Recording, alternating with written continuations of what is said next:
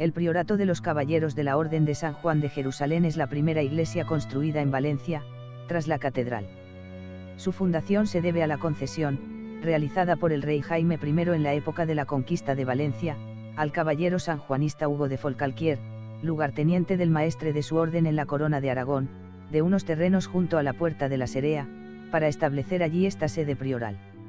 Aquí se levantó una iglesia dedicada al titular San Juan Bautista, el hospital correspondiente a la labor asistencial específica de esta orden militar que fue llamada de Orden de Jerusalén, del Hospital, de Rodas y de Malta, un convento y un cementerio propio para los caballeros difuntos del hospital. Todo él fue construido entre 1238 y 1261. En el siglo XIX desaparecieron las órdenes militares de España. El templo sufrió diversos destinos, decadencia y abandono, hasta pasar a depender del arzobispado. En 1905 la parroquia que albergaba fue trasladada al ensanche de la ciudad en la iglesia de nueva construcción de San Juan Bautista y San Vicente Ferrer.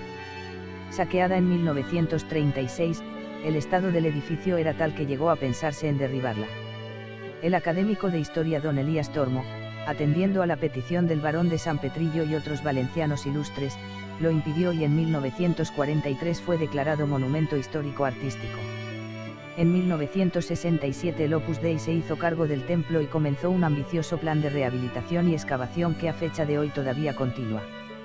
La iglesia está precedida de un patio decorado, de una casa barroca, con cuadros cerámicos del Vía Crucis, donde se conservan estos restos arquitectónicos y elementos sueltos de los edificios que componían la fundación.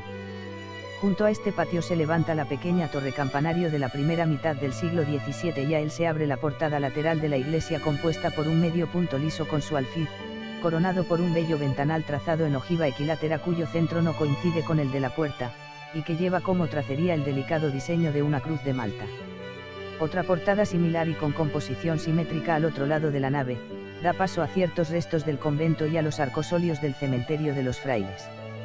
Entre las construcciones que ocupan esta parte se encuentra una curiosa capilla, interesantísima en su pequeñez, de estilo cisterciense y compuesta por dos tramos y cabecera poligonal, con bóvedas de crucería sobre columnas de capitel liso, que muchas veces ha sido considerada por error como la primitiva iglesia del siglo XIII.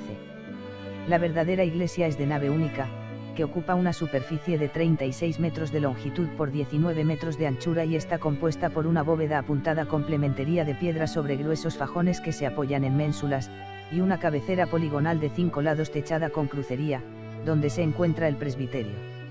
Este fue levantado a finales del siglo XIII y está iluminado por ventanas rasgadas de estilo ojival, la central, más ancha, con tracerías y decorada con columnillas adosadas.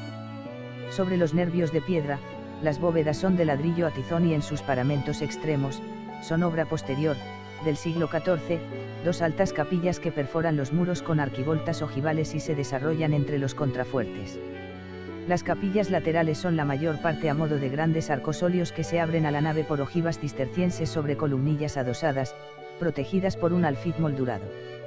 Sus bóvedas de piedra debieron estar pintadas con frescos que solo se conservan parcialmente, en espera de restauración, en la primera parte del Evangelio. Las dos últimas de este lado son más amplias y están techadas con crucería diagonal. En el testero subsisten dos tramos de una logia con bóveda de crucería que se abre a los pies de la nave. En el interior, muy dañado durante la Guerra Civil Española, se encuentra la capilla de Santa Bárbara, donde se hallan los restos de Constanza Augusta, emperatriz de Grecia.